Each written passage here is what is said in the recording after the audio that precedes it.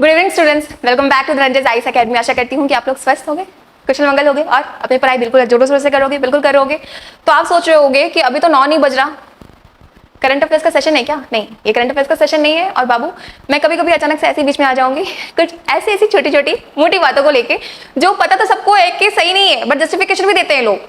आज उसी पे बात करेंगे। आज का टॉपिक है हमारा डाउरी वर्सेज एजुकेशन। डाउरी, दहेज, नाम तो सुना होगा ना, बिल्कुल सुना होगा आपने। मेरा जो ये सेशन है ना, थोड़ा सा ज्यादा नहीं, थोड़ा सा फोकस होगा हमारी फीमेल एस्पिरेंट की तरफ। आप यहाँ पे हैं, इस चैनल को आपने सब्सक्राइब कर रखा होगा, किया है ना? नहीं किया है तो क्लिक कर देना। तो क्या आपने सोचा कि हम सिविल सर्विस की प्रिपरेशन करेंगे। पहला काम क्या किया, आप अपने पापा मम्मी के पास गए, उनको कहा कि मुझे सिविल सर्विस की प्रिपरेशन करनी है। अगर आपके पेरेंट्स कहते हैं ना कि ठीक है बेटा, आपको जो चाहिए हम देंगे, आपको पैसे चाहिए हम देंगे, आपको टाइम चाहिए हम देंगे, हम फुल इन्वेस्टमेंट करेंगे, फुल सपोर्ट करेंगे, कॉन्ग्रेचुलेशंस, आप बहुत ही लकी हो, आप बहुत ही फॉर्चुनेट हो। क्यों? क्योंकि आपके पेरेंट्स को पता है कि जो सिविल सर्विस का लाइन है ना, ये जो लाइन है इसमें प्रोबेबिलिटी थोड़ी कम होती है सिलेक्शन, थोड़ी नहीं काफी कम होती है सिलेक्शन की, और टाइम भी कभी कभी लग जाता है। होते हैं जिनका 1-2 बार में सिलेक्शन हो जाता है, बट कभी कभी बहुत टाइम भी लग जाता है, प्रोबेबिलिटी भी कम होती है। और ये सारी बातों को जानते हुए भी वो आपको अलाउ कर रहे हैं, वो आपको सपोर्ट कर रहे हैं। क्यों?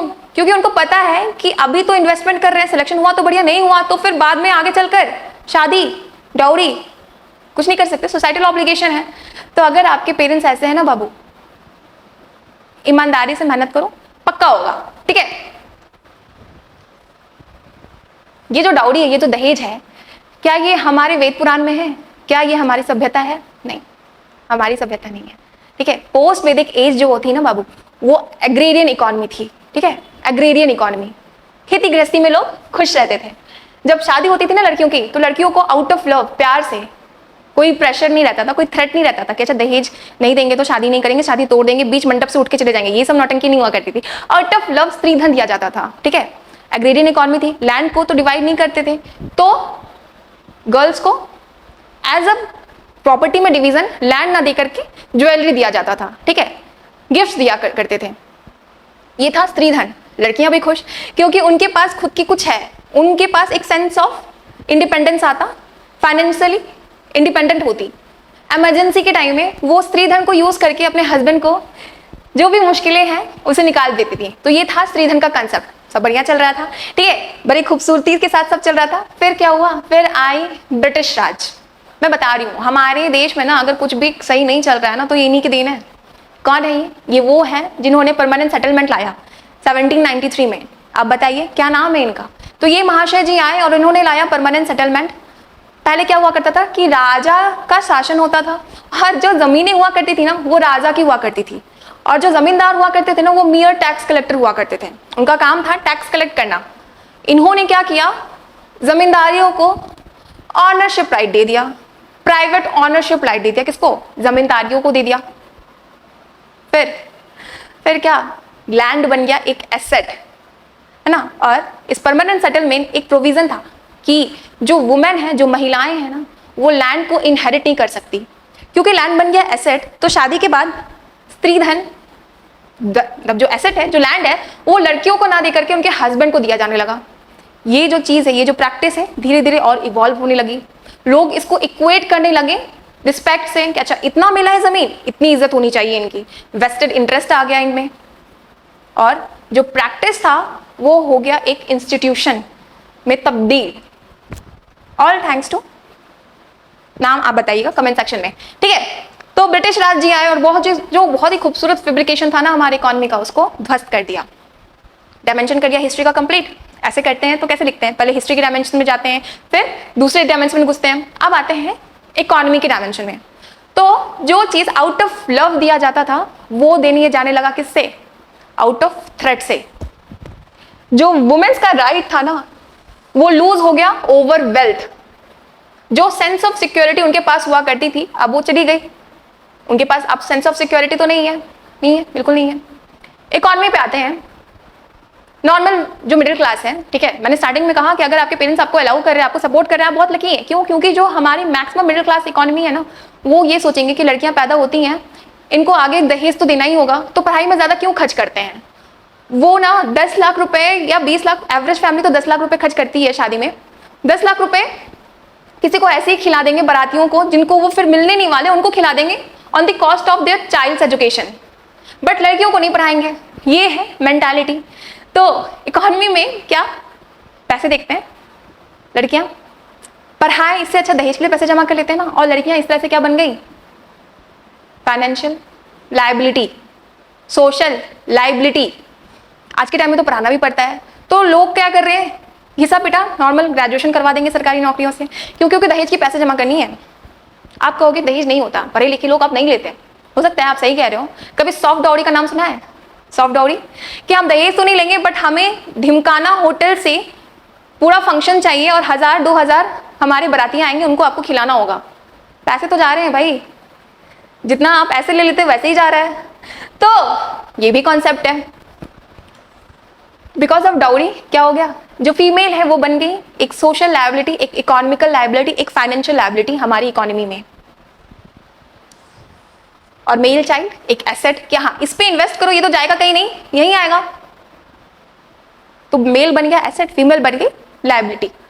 इसके चलते क्या हुआ, लोगों को gender discrimination, gender gap, sex ratio imbalance, ये सारी जो एविल प्रैक्टिसेस है ये स्टार्ट हो गए इंक्रीज होना। समझ में आया? मैंने बोला ना, ये वही बातें हैं जो सबको पता है। ऐसा नहीं है कि आपको नहीं पता, ये सब पता है आपको। आप सब जानते हैं कि हाँ जो दहेज है ये एक न्यूक्लियस है, ये एक सेंटर पार्ट है जिससे क्राइम अगेंस्ट वुमेन होती है, जिससे जेंडर डिस्क्रिमिनेशन होता है, जिससे जेंडर गैप होता है। सबको पता है, फीमेल फिटिसाइड, डाउरी का ही ये एक न्यूक्लियस है। बट फिर भी बेधराके से कोई जा रही है। अब आते हैं एजुकेशन पे, बहुत ही खूबसूरत चीज, सिर्फ लड़कियों नहीं लड़कों के लिए भी क्या कॉन्फिडेंस प्रोवाइड करता है। आपको लगता होगा सिविल सर्विस की जो तैयारी करते हैं ना, मैं बता रही हूँ सबसे मोस्ट एजुकेटेड पीपल होते हैं, ठीक है। उनको सब कुछ पता, उनको सारा डायमेंशन पता होता है, उनसे आप कुछ भी पूछ लो वो ब्लैंक नहीं रहेंगे, जो असली सिविल एस्पिरेंट रहेंगे। और आपने देखा होगा जब आप प्रिपरेशन कर रहे थे, जब आपने प्रिपरेशन स्टार्ट की और आप जब आपने सिलेबस पढ़ लिया है, कंप्लीट कर लिया है, आप में कॉन्फिडेंस का डिफरेंस होगा। क्यों? एजुकेशन आपको एम्पावर करता है, आपको सेंस ऑफ इंडिपेंडेंस प्रोवाइड करता है। बहुत ही खूबसूरत चीज है। और उसी तरह से ये बहुत ही खूबसूरत तस्वीर भी है। देखो कितने प्यार से यहाँ पे बुक को नेकलेस बनाया गया, बुक को माइक्रोस्कोप में उनको नोज रिंग बनाया गया, ठीक है, ईयरिंग बनाया गया, डिग्रीज को। तो एजुकेशन है, ये है असली धन। समझ में आया? अब बोलोगे कि ठीक है ये तो समझ में आ गया कि डाउरी क्या होता है, कैसे इवॉल्व हुआ, एजुकेशन क्या है तो सबको पता है कि सही होता है, हाँ सबको पता है कि अलग क्या। बाबू एजुकेशन अगर किसी लड़की को प्रोवाइड करोगे ना, बहुत ही सुंदर इकोनॉमी होगी। कैसे? आप अपनी बहन का रिश्ता लेके जाते हो, या फिर आप अपनी बेटी का, या फिर आपके फ्रेंड का, आप कहीं भी रिश्ता देखने जाते हो, तो आप सबसे पहली चीज क्या नोटिस करते हो? अपार्ट फ्रॉम लड़का क्या कमा रहा है, घर कैसा, नहीं, उस फैमिली का, उस घर की लड़कियों का क्या सिचुएशन है, लड़कियां कितनी पढ़ी लिखी हैं, है ना? करते हो कि नहीं करते हो? बिल्कुल करते होगे। तो हमारे अंबेडकर सर ने भी कहा था और नेहरू जी ने भी कहा था कि किसी भी परिवार का, किसी भी घर का, किसी भी इकोनॉमी का, किसी भी देश की कंडीशन को बताने के लिए ना वहाँ की महिलाओं का कंडीशन देख लो, आपको पता चल जाए कि वो घर कैसा है, वो इकोनॉमी कैसी है और वो देश कैसा है। समझ में आया? और ये सब कैसे अच्छा होगा?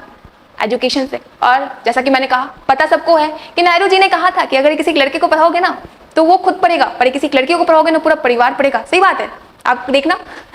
तो ये है हमारे अंबेडकर साहब। और जो लड़कियां हैं ना, मैं बता रही हूँ बाबू, इनको आप पूजा करो। क्यों? क्योंकि इनकी देन है क्या? हिंदू सक्सेशन एक्ट ऑफ 1956, जिसमें हमको मिला राइट क्या, प्रॉपर्टी का। 2005 में एंसेस्ट्रल राइट मिला। इन्होंने हमें बहुत सारा, हमें बिल्कुल इक्वल ला के रख दिया, मेल के राइट प्रोवाइड की हमारी। किन्होंने? अंबेडकर सर ने, ठीक है। तो क्या, कुछ नहीं, पढ़ो लिखो। और ये जो है ना, ये वो महिलाएं हैं जो कैसी भी परिस्थिति है उनसे उभर कर आई और उन्होंने समाज में अपना नाम कमाया, ठीक है।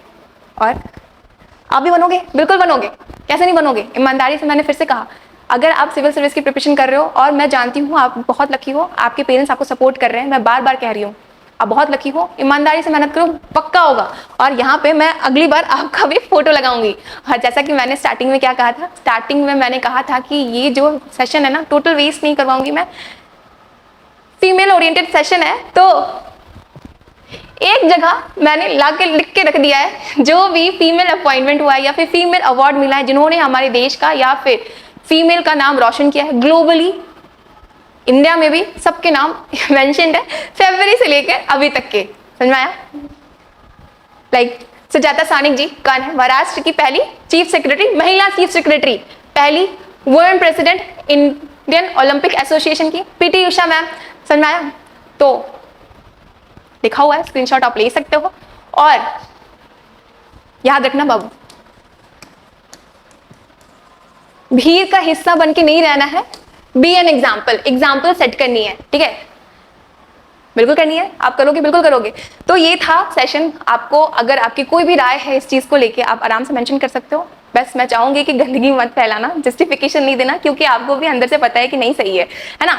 तो मिलते हैं, तब तक के लिए अच्छे से पढ़ाई कीजिए और अपना ख्याल रखिए, अपने मम्मी पापा का भी ख्याल रखिए और उनका भी ख्याल रखिए जो आपका केयर करते हो, ठीक है? चलिए बाय, टेक केयर।